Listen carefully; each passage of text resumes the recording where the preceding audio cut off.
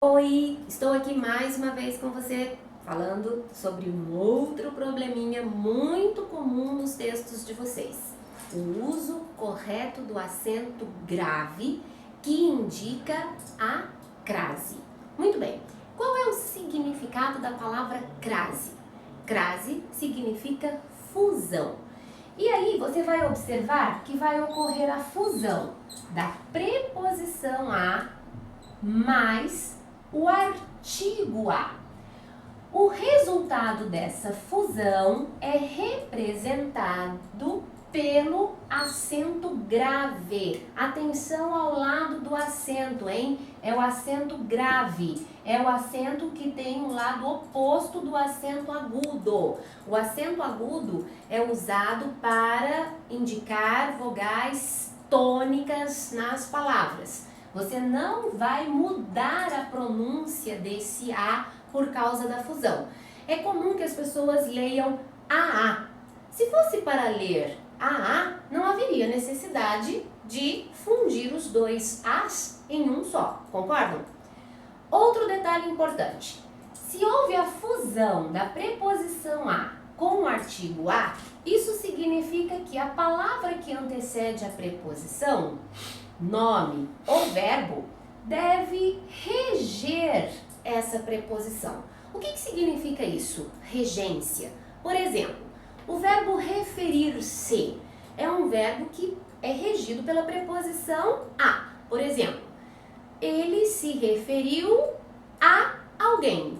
Ele se referiu à aluna de determinada classe. Ele se referiu ao livro. Observem que a palavra livro é masculina, pediu o artigo o, mas o verbo referir-se pediu a preposição a e ela está aí no texto.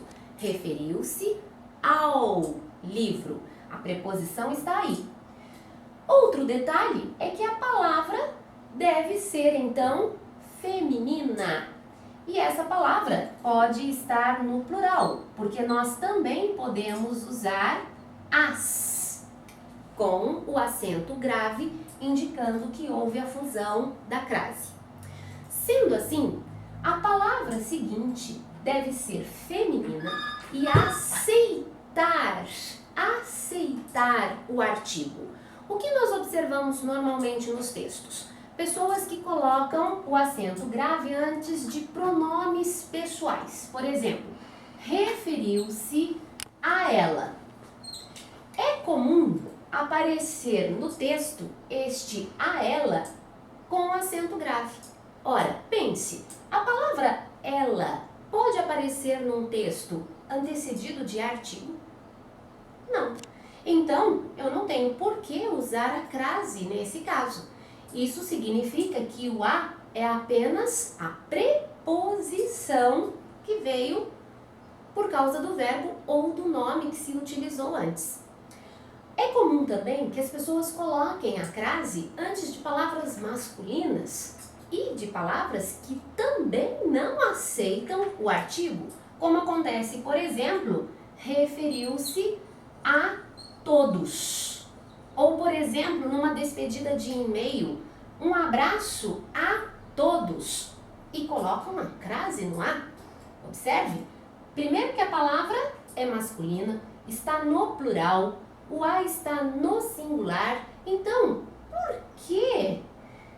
Veja, é só você observar, por que eu vou colocar crase se não houve esse fenômeno de fusão entre artigo e preposição? Por isso, lembre-se, a crase se utiliza normalmente antes de palavras femininas e é necessário que ocorra a concordância. Eu vou às festas. Eu vou às festas de fim de ano nas casas de meus familiares, tá certo?